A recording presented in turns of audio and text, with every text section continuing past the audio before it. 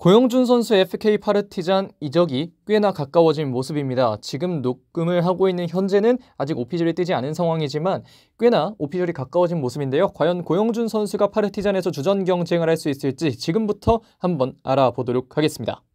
자, 고영준의 파르티잔행을 좀 넓게 보면 일단 공항에서 고영준이 발견됐습니다. 지금 사진이 보이고 있는데 계약이 사실상 마무리가 된 것으로 보이고요. 그의 다음 스텝은 현재 이 해외에서 진행 중인 이 파르티잔의 전지 훈련입니다. 빠른 합류 이후에 적응을 시작할 것으로 보이는데 아마 본인의 주 포지션인 양측 맷잘라 중 아마 오른쪽 내지는 뭐 다른 한 자리에 기용이 될 것으로 보이는데 이적료는 120만 유로의 기본급, 세론 조항도 더해진 것으로 보아 이 고영준 선수를 영입하는 데에 파르티잔이 상당한 공을 들였다는 점을 알 수 있습니다. 자, 간략하게 일단 개괄을 해봤는데요. 일단 파르티잔이라는 팀에 대해서 먼저 이야기를 드리도록 하겠습니다. 파르티잔은 1945년에 창단하고 현재 세르비아 스페르리가 1위를 달리고 있는 굉장한 명문 구단입니다. 2006년에 세르비아 스페르리가로 개편한 이후에 8번의 우승을 하면서 총 우승 횟수 2위를 달리고 있는데요. 연고지는 세르비아에서도 베오그라드입니다.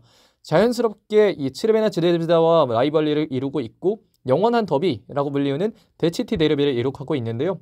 특히 이 레드스타즈라고 불리는 황인범 선수의 소속팀 지베즈다는 2006년에 시즌이 개편된 후 9번 우승을 하면서 현재 총우승 1위를 기록하고 있는 만큼 이 두 팀이 세르비아 리그를 양분하고 있다라고 생각을 할 수 있을 것 같습니다. 이 파르티잔은 이 많은 분들의 기억이 남아있을지 모르겠지만 한국 선수와 인연이 있는데요. 인천 시절 그 유망주였던 김치우가 잠시 임대를 갔었고 그 시즌에 파르티잔이 우승을 하기도 하면서 이 한국 선수와는 기억이 꽤나 좋은 팀이 바로 파르티잔입니다. 자, 고영준 선수의 이적 사가를 좀 간단하게 정리를 해보겠는데요. 첫 번째는 아시안게임 금메달이 그 첫 번째 챕터입니다. 이전에도 유럽에 관심은 많았습니다. K리그의 영플레이어 후보에도 올랐었고 여러 가지 부문에서 좋은 능력 보여주면서 관심을 받았던 고영준 선수인데요. 그만큼 아시안게임은 중요한 대회였습니다. 주전으로서 금메달을 획득해냈고 본인이 함께 금메달을 만들어내면서 군면제에 성공했고 유럽 진출의 기회가 열리게 됐는데요. 당시 대표팀 멤버들 중 두 번째로 해외로 이적한 케이스가 됐습니다. 첫 번째는 이 사간도스로 이적한 전 울산 김태현 선수고 두 번째가 이제 고영준 선수가 될 것으로 보이는데 유럽 이적은 첫 번째인 만큼 이 고영준 선수의 이적은 꽤나 큰 이적이라고 얘기를 드릴 수가 있겠습니다. 자, 아시안게임이 종료되고 이 고영준을 원했던 건 약 3가지로 나눌 수 있습니다. 첫 번째는 파르티잔, 두 번째는 우니온 베를린, 세 번째는 MLS의 여러 구단이라고 얘기를 드릴 수 있겠는데요. 먼저 세르비아의 파르티잔은 전부터 관심을 가지고 있었던 팀이기도 합니다. 고영준 선수에게 전부터 많은 관심을 보이고 있었던 파르티잔인데 심지어 이번에는 바뀐 감독의 픽이 되면서 이 파르티잔의 고영준에 대한 관심은 점점 커졌습니다. 그리고 우니온 베를린 같은 경우에는 레터까지 오고 가면서 이 고영준을 원하는 이 스탠스를 많이 보여줬었는데 아쉽게도 이적 협상이 결렬되면서 우니온 베를린과의 이 이야기는 이쯤에서 마무리가 되게 됐고요. 미국의 MLS, 메이저리그 사커의 여러 팀들이 고영준을 원하기도 했습니다. 하지만 고영준 선수의 유럽행 의지가 강해지면서 이 사가도 여기서 마무리가 되게 됐습니다.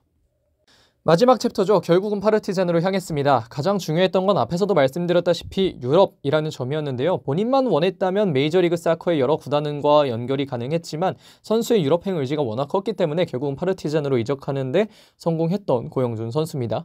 앞에서도 말씀드렸다시피 감독픽이라는 이점이 정말 강한데요. 전 감독 시기에는 팀에서 관심을 가지고 있었지만 이번에는 현재 감독도 관심을 가지고 있으면서 파르티잔이 고영준 선수를 기용할 뜻을 많이 드러냈다는 게 고영준 선수에게는 긍정적으로 작용할 만한 요소라고 할 수 있겠습니다. 한 번에 세르비아 리거가 많아졌다는 점도 고영준 선수의 적응에는 또 좋은 점이 될 수 있겠는데요.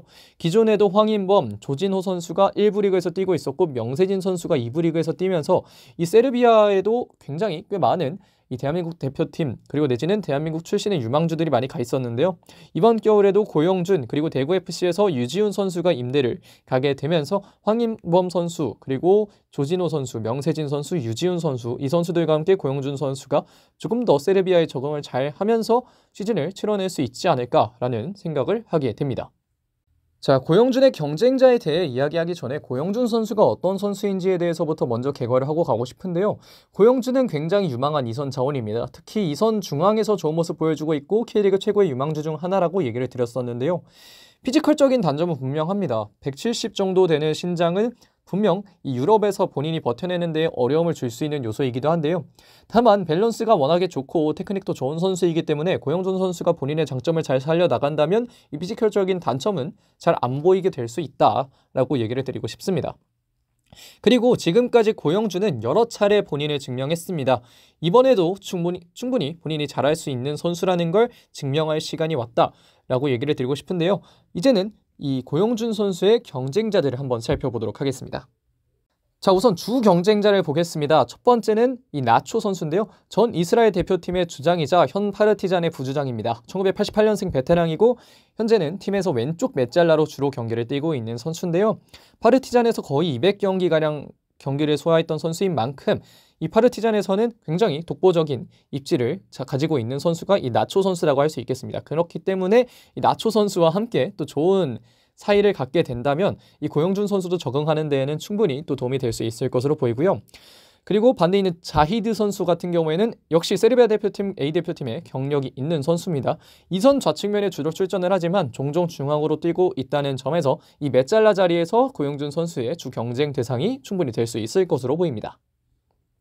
자, 다음은 예비 경쟁자입니다. 예비 경쟁자 첫 번째는 판틱 선수인데요. 판틱 선수는 96년생의 선수입니다. 주 포지션은 메잘라고 지난 시즌까지는 이 파르티잔의 주전 선수로서 경기를 많이 뛰었지만 최근 출전 수는 여러 가지 이유 때문인지 좀 적은 편인데요. 그렇기 때문에 판틱 선수는 현재 예비 경쟁자로 분류되지만 판틱 선수가 본인의 폼을 찾고 주전 입지를 찾기 위해 노력한다면 고영준 선수의 가장 큰 경쟁자가 될 수 있는 게 바로 판틱 선수입니다. 다음으로 바즈다르 선수 역시 고영준 선수의 경쟁자, 예비 경쟁자라고 할 수 있겠는데요. 연령별 대표팀을 월반에서 올라갈 만큼 좋은 재능이고 1선 그리고 2선까지 로테이션으로서 팀에서 활약을 하고 있는 선수입니다.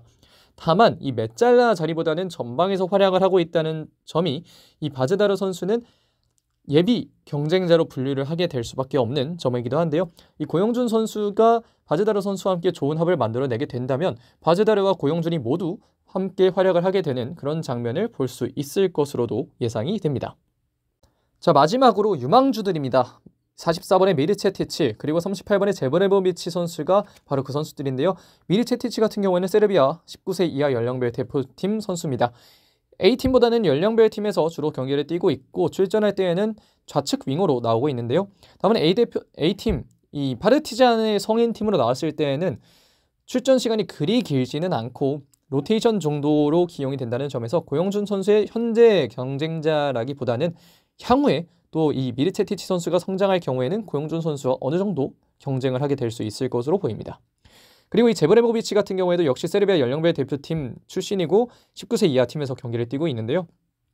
주로 라이트 윙으로 뛰는 선수이지만 주로 중앙으로 들어온다는 점에서 제브레보비치와 미르체티치는 모두 고영준 선수의 향후 또 큰 유망주, 큰 또 라이벌이 될 수 있는 또 큰 경쟁자가 될 수 있는 선수라고 얘기를 할 수 있을 것 같습니다.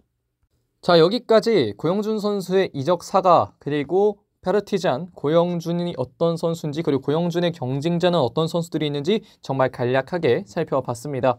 고영준 선수는 충분히 재능이 있는 선수입니다. 그렇기 때문에 아시안게임 대표팀에도 갔고 포항에서도 주로 주전으로 이제 출전을 했고 그만큼 고영준 선수가 가지고 있는 툴이 많다는 건 점차 본인이 증명해가고 있는데요.